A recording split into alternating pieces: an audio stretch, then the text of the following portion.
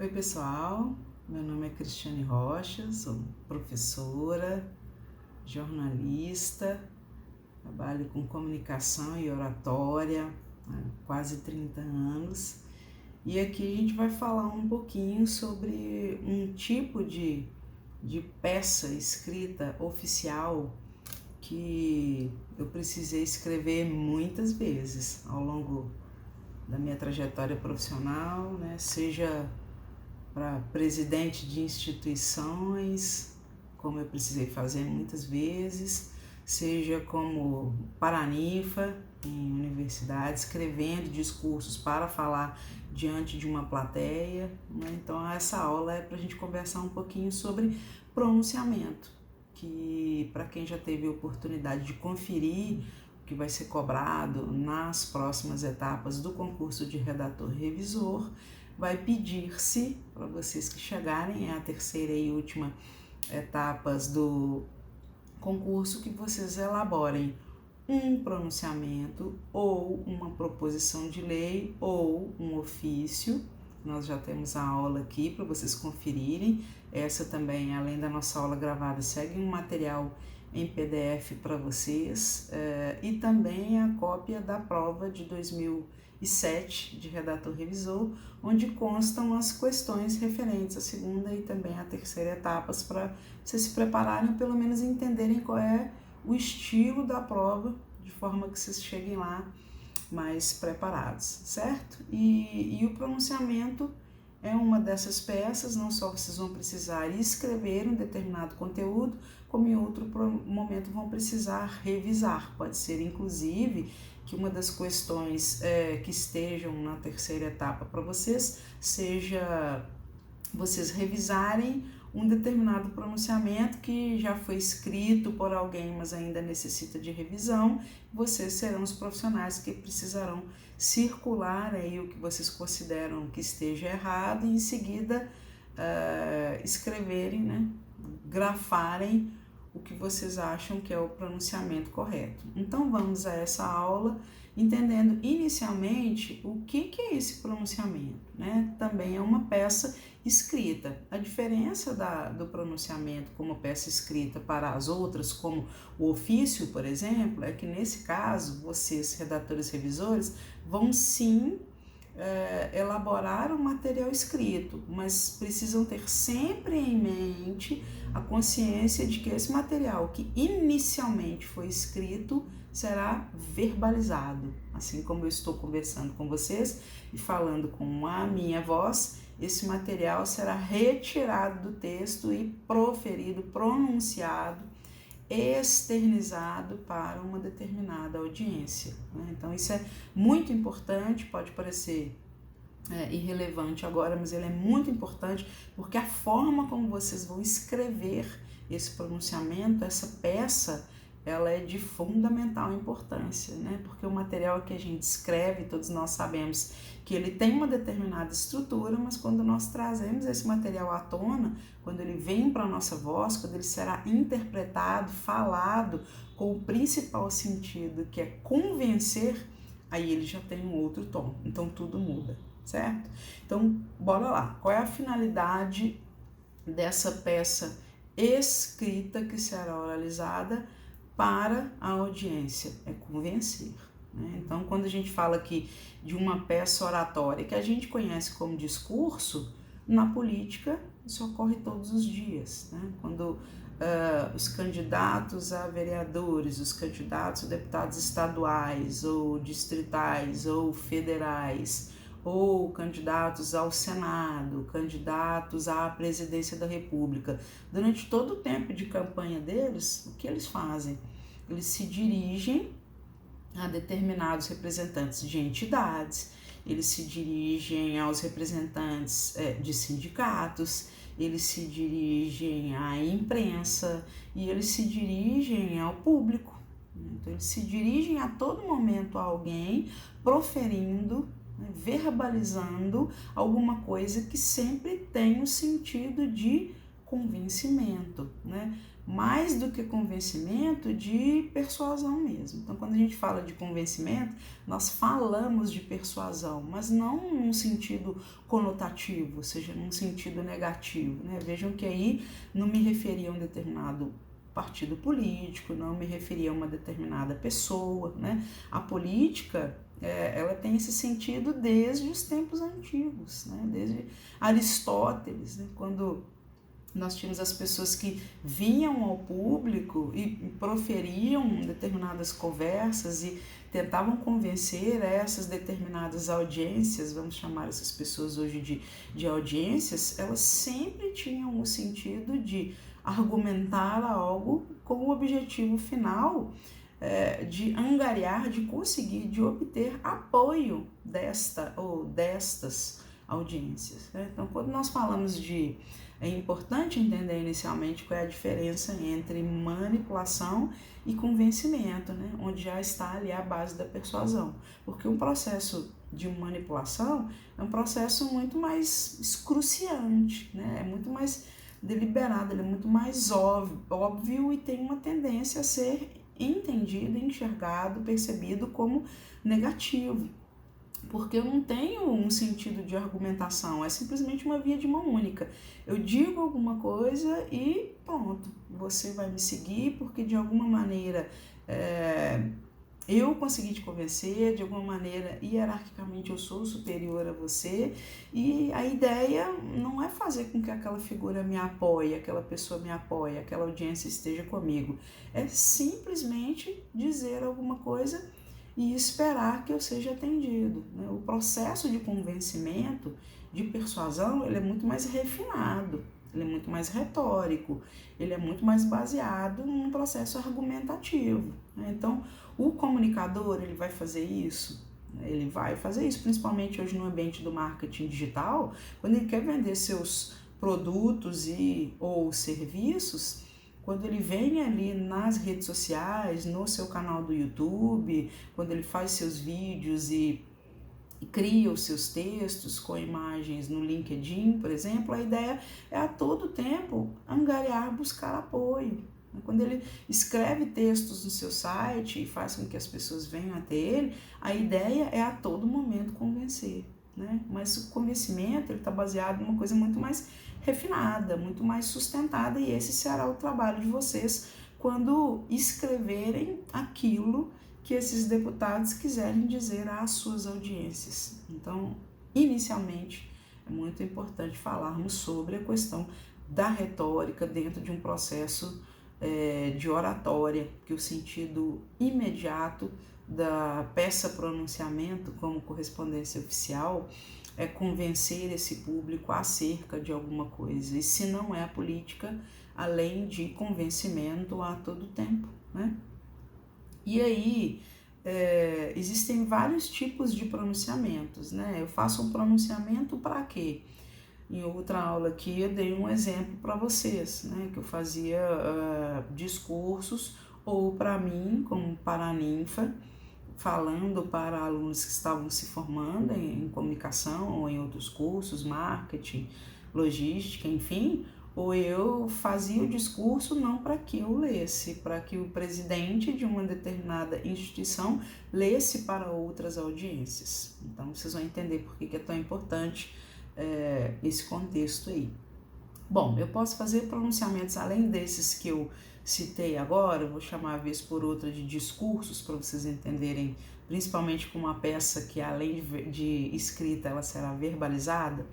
Para que eu posso fazer esses pronunciamentos, né? Eu, como redator revisor, vou escrever isso para aquela pessoa que representa a Assembleia em que momentos? Então, pode ser, por exemplo, vou colocar aqui na tela para vocês, para ficar mais fácil. Pode ser uma nota ao público, fazendo algum esclarecimento.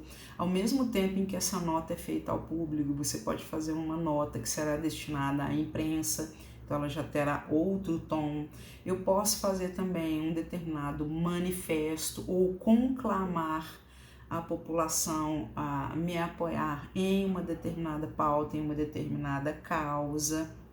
E aí, Aí, nesse caso especificamente, eu não vou chamar o pronunciamento de discurso, tá? Vou chamar de pronunciamento mesmo, porque nesses específicos momentos pode ser que determinado deputado, vou utilizar esse exemplo, precise fazer esse pronunciamento apenas para esclarecer algo à imprensa que tenha tomado conta das redes sociais, por exemplo. Então, não necessariamente ele vai vir a público ler isto. Esse material será escrito por vocês, redatores, revisores.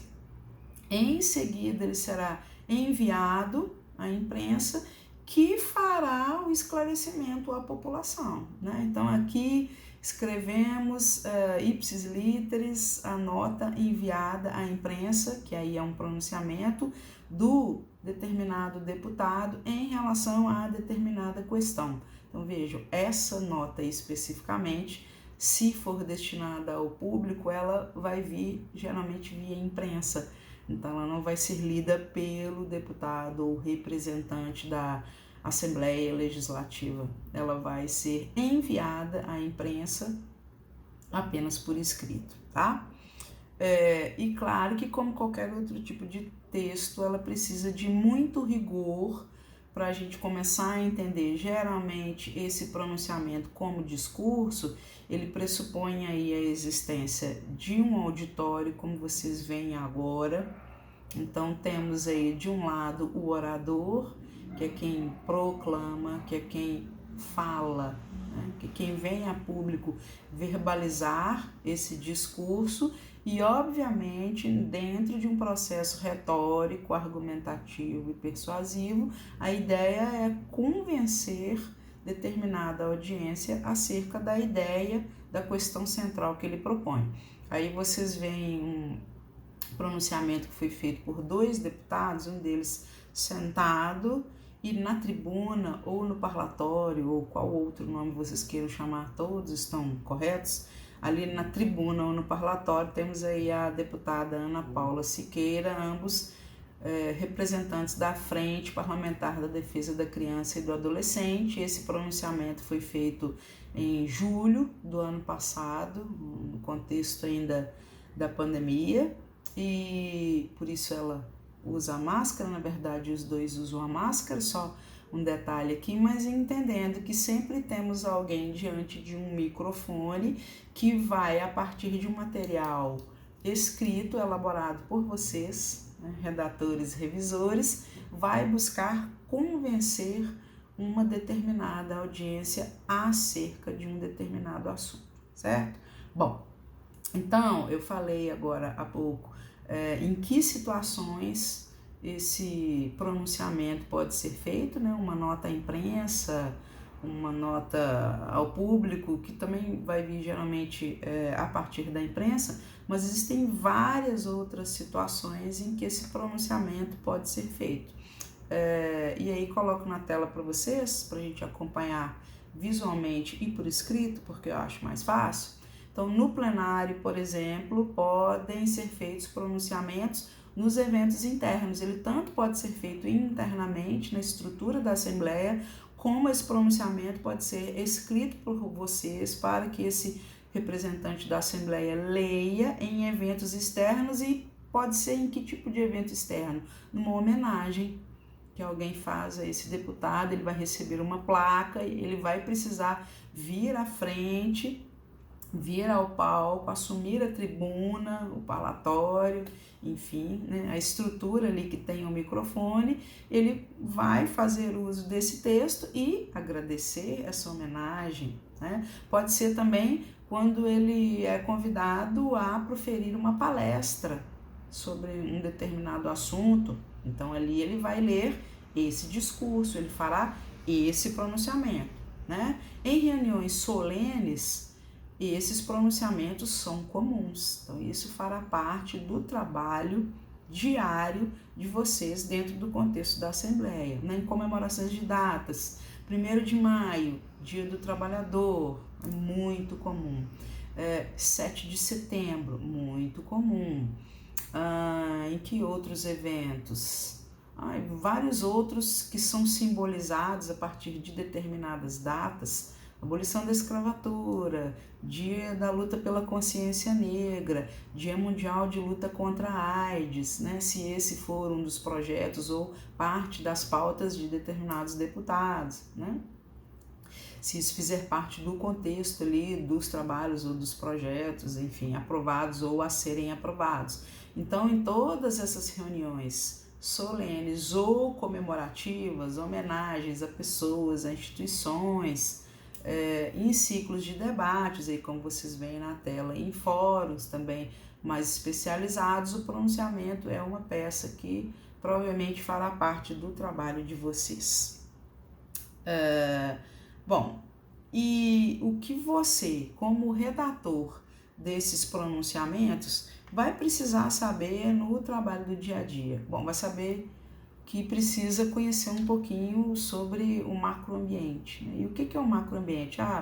Eu sou formado em letras, né? O meu trabalho do dia a dia não é esse, até você assumir o cargo de redator revisor, tá, gente? É isso que eu tô dizendo. Qual foi a trajetória profissional de vocês? Eu sou profissional da engenharia, ou eu não quero colocar aqui algumas áreas das ciências sociais, né? Porque essas pessoas notadamente vão acompanhar os assuntos do dia a dia, mas digamos que você tem aí sua trajetória profissional calcada em uma área muito específica que não te permita, por exemplo, ler notícias relacionadas à economia, indicadores financeiros, ou seja, qual é a cotação do dólar hoje, qual é a cotação do euro, né? Esse contexto de guerras, aí sim nem tem como a gente não saber, porque isso vai afetar bastante a nossa vida em muitos contextos, mas independentemente da área que vocês tenham seguido até então, ou se vocês são profissionais ainda novos, que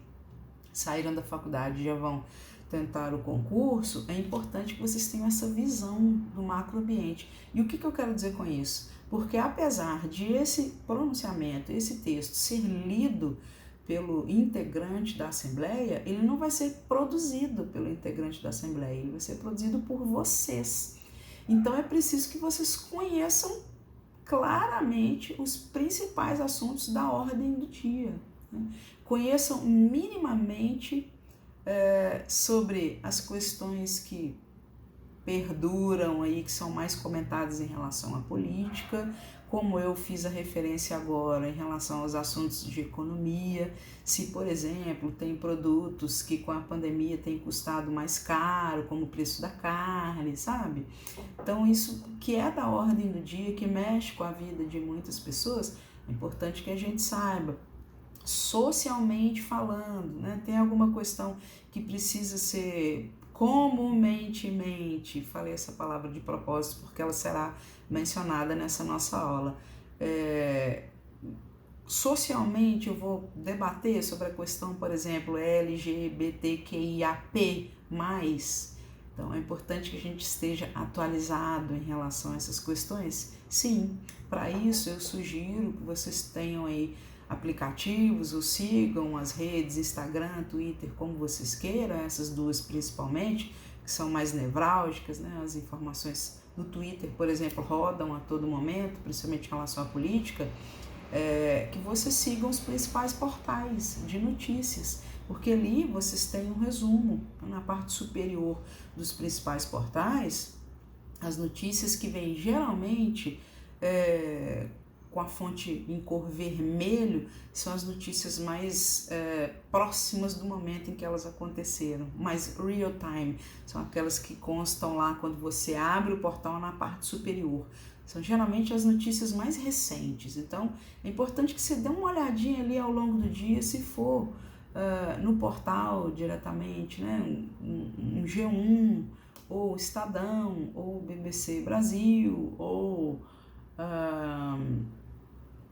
CNN, ou os mineiros, né? O Tempo, por exemplo, é importante que a gente siga os nossos jornais, além dos de renome nacional, ou quaisquer outros que eu não tenha citado aqui, mas que vocês sigam e acham que são fidedignos, é importante a gente, logo no início do dia, dar uma olhadinha e ao longo do dia consultar ali o link de últimas notícias para saber o que ocorreu, né?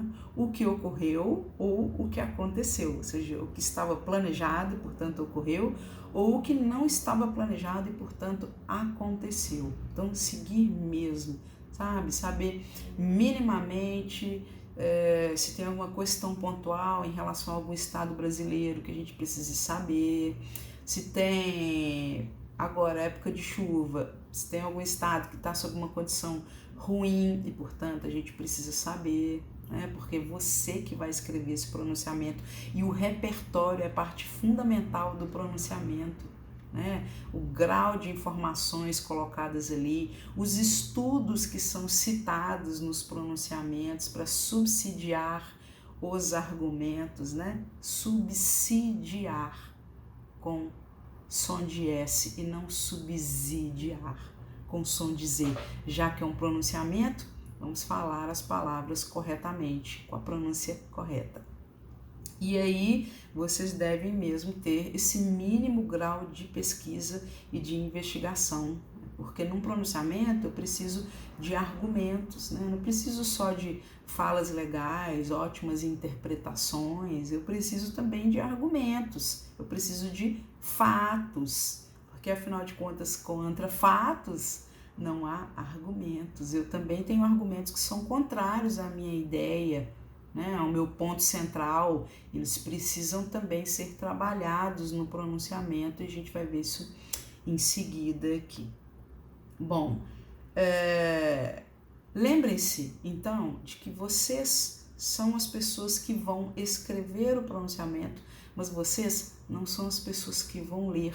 Então pensem fundamentalmente na pessoa que vai ler esse pronunciamento. Por quê?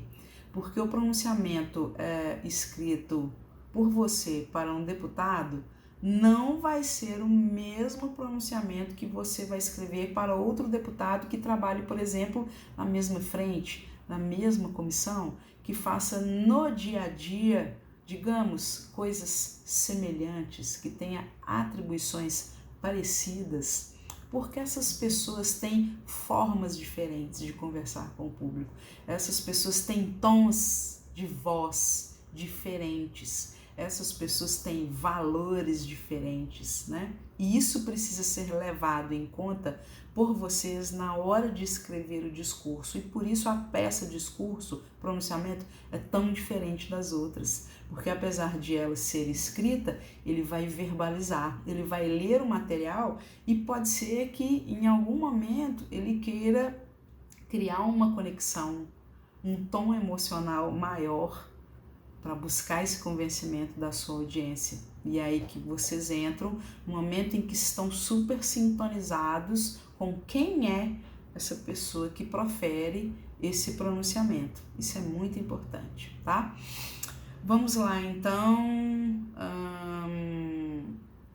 a estrutura. Vou diretamente para a estrutura, que tem basicamente, lembrando então, que se na maior parte do tempo essa peça será verbalizada, ela será oralizada, ela tem uma estrutura, porque ela segue o contexto da chamada oratória clássica. E como vocês vão ver aí na tela, vou colocar para ficar mais fácil de vocês entenderem, o pronunciamento consta basicamente de 3 partes, assim como qualquer outra peça escrita jornalisticamente falando, escrita na publicidade, escrita em um e-mail, escrita em uma carta, escrita em um memorando, escrita em um texto de cunho científico, escrita de qualquer outra forma, ela tem um início, um meio e um final, né? Na verdade, um fim.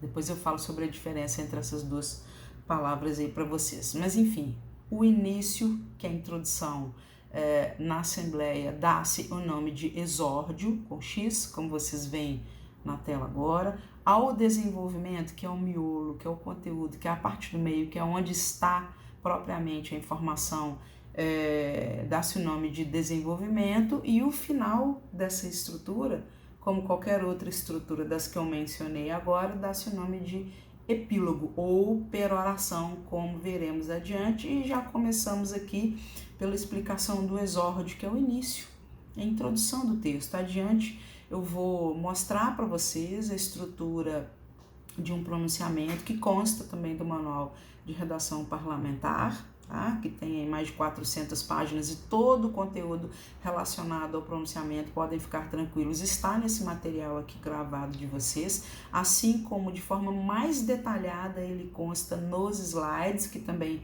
já devem estar aí com cada um.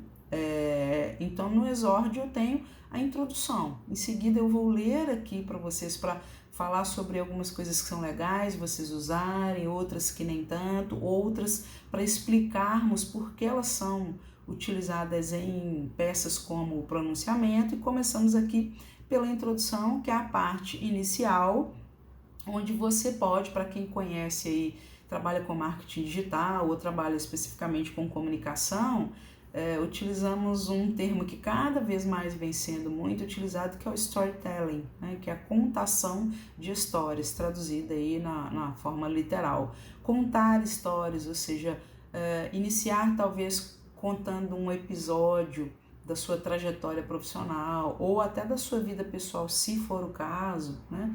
Não temos aqui um exemplo próprio para dizer, mas o storytelling é uma narrativa que traz um tom muito emocional, que pode ser uma forma de imediatamente, logo no início, você buscar essa conexão com o público. Então, para isso, você precisa conhecer bastante aquela pessoa que fala para esse público, aquela que representa a Assembleia e que fala para um determinado público ou para determinados públicos, porque daquela forma, conhecendo melhor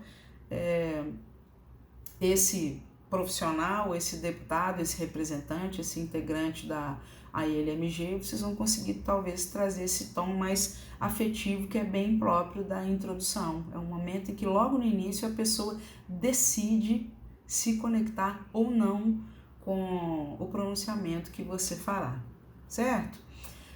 Em seguida, temos o miolo, né? O centro, que é propriamente quando você se comunica com as pessoas. Inicialmente você se apresenta, em seguida você desenvolve o tema, e o próprio desenvolvimento tem uma estrutura que eu vou falar para vocês aqui em seguida, tá? Não é só desenvolver e escrever tudo embolado, não. Tem uma formulazinha aí que, se você seguir, fica muito mais fácil escrever. Claro que trabalhar como redator, revisor de um órgão como a Assembleia Legislativa não é fácil.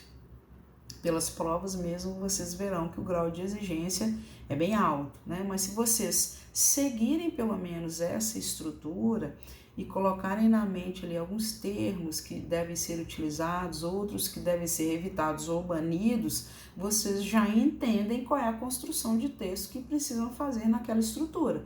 Eu não disse agora que, principalmente o início do texto e lá no final, como eu vou falar daqui a pouco, não tem um tom mais emocional, porque no início é quando você busca essa audiência e no final é quando você busca referendar o seu argumento, a sua questão central para essa audiência. Então vejam que já tem uma mínima estrutura. O início e o fim, eles deveriam ter um tom mais emocional, ao passo que o desenvolvimento já precisa ter um tom mais, mesmo que você fale de uma maneira mais conectada, mais próxima, criando uma afinidade maior com essa audiência, ali é que você apresenta os argumentos. Então o desenvolvimento, ele precisa ter um grau maior de racionalidade, né? Porque ali é que você vai subsidiar o público de informações, é ali que você vai trazer pesquisas que trazem números, que trazem percentuais, é ali que você vai trazer não só os seus argumentos, mas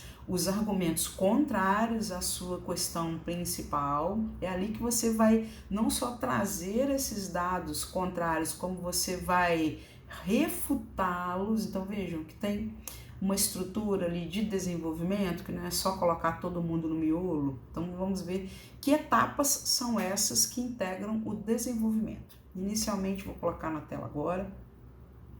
Como já um pouco falei, a ideia, digamos, do primeiro parágrafo, né? Não precisa ser só um parágrafo, você pode colocar a ideia central em 2 parágrafos, mas vamos imaginar que o primeiro parágrafo, lembrando da questão da objetividade, da clareza, da coesão, você vai apresentar a sua questão central, né? É uma convicção, é um problema, é uma questão que vem sendo debatida, né? É alguma situação, algum episódio que vai ser apresentado logo no início, portanto é a tese, é o que você defende. No doutorado você tem uma tese, que é uma ideia original que você defende, e você vai apresentar um trabalho para fazer com que a audiência entenda que aquela sua tese ela pode ser seguida e legitimada. Então aqui no pronunciamento também, né? Inicialmente temos a tese, que é quando você apresenta esse argumento central, que é o que vai ser a base de todo o seu pronunciamento, é o motivo pelo qual você conversa com a audiência naquele momento, ponto. Então a primeira ideia é apresentar a tese, a questão central, a ideia principal do motivo que o levou a fazer aquele pronunciamento. Em seguida, como vocês também veem na tela, e que eu já fiz a referência agora há pouco, vem a antítese.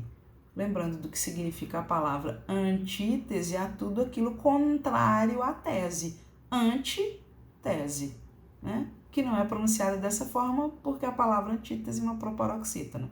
E como toda proparoxítona, ela é acentuada. Portanto, antítese é aquilo que é contrário, que é oposto à tese. Anti, negação, é aquilo que é contrário à tese. Então, você precisa, num pronunciamento, professora, falar sobre aquilo que vai de encontro e não ao encontro. Ao encontro é aquilo que vem próximo, né? De encontro é aquilo que colide, contra. Então, se eu venho num pronunciamento para defender uma tese, olha aí na tela, nesse mesmo material, faz algum sentido que eu apresente ideias contrárias? Sim, e devem ser apresentadas, porque não existe apenas uma opinião, uma tese, uma teoria, uma situação para todas as questões do mundo, correto? Então a ideia de um pronunciamento é você trazer à tona uma questão que você defende e em seguida apresentar outras questões que vêm de encontro, para vocês se lembrarem, colidindo contra a sua ideia, para em seguida você voltar, depois que o público já conhece a sua ideia e as outras, e referendar a sua, de forma a convencê-lo que, ao final, existem várias opiniões sobre? Sim, mas por que eu estou te dizendo que você precisa me apoiar, comungar com a minha ideia, estar comigo? Depois que eu sigo essa fórmula, né? Eu começo defendendo a minha ideia central, que é a tese. Em seguida, eu venho com a antítese, que são as ideias contrárias à ideia ou às ideias centrais. Em seguida, eu posso trazer um terceiro parágrafo, depende, tá, gente? Não existe um número de parágrafos. O pronunciamento geralmente não é algo pequeno. E depende também de saber o tempo que você tem disponível para o integrante da Assembleia, enfim, o deputado, fazer o seu pronunciamento. Digamos que ele pode ter 1 minuto, ele pode ter 1 minuto e meio, ele pode ter 2 minutos, pode não existir um tempo pré-determinado, que é difícil, porque geralmente existe. Então, claro que você, redator, revisor, precisa saber qual é o tempo que ele dispõe para fazer esse pronunciamento, para então você escrever, porque ele não vai conseguir editar na hora, ele vai falar ao vivo para uma audiência, numa homenagem, numa solenidade que é coberta pela imprensa, inclusive pela Assembleia, né?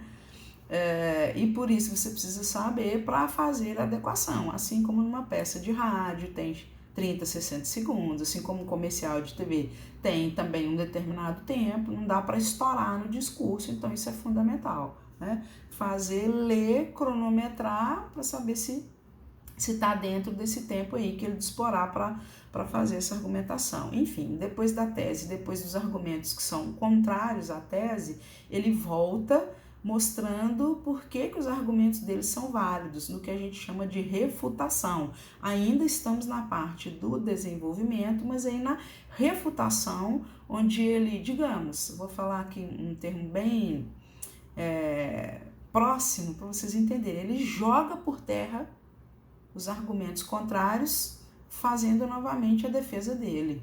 Então ele faz a refutação, ele vai dizer por que aqueles argumentos opostos, né, contrários, não são válidos e por que vocês devem acreditar naquela questão que ali é trabalhada por ele no pronunciamento, para ao final chegarmos à síntese, que como o próprio nome diz, é uma compilação, é uma rápida sinopse, é um resumo, é um final que apresenta tudo dentro de um parágrafo que já vem ali no encerramento do pronunciamento, para só relembrar o que foi trabalhado e por que vocês devem estar ao lado desse deputado num pronunciamento.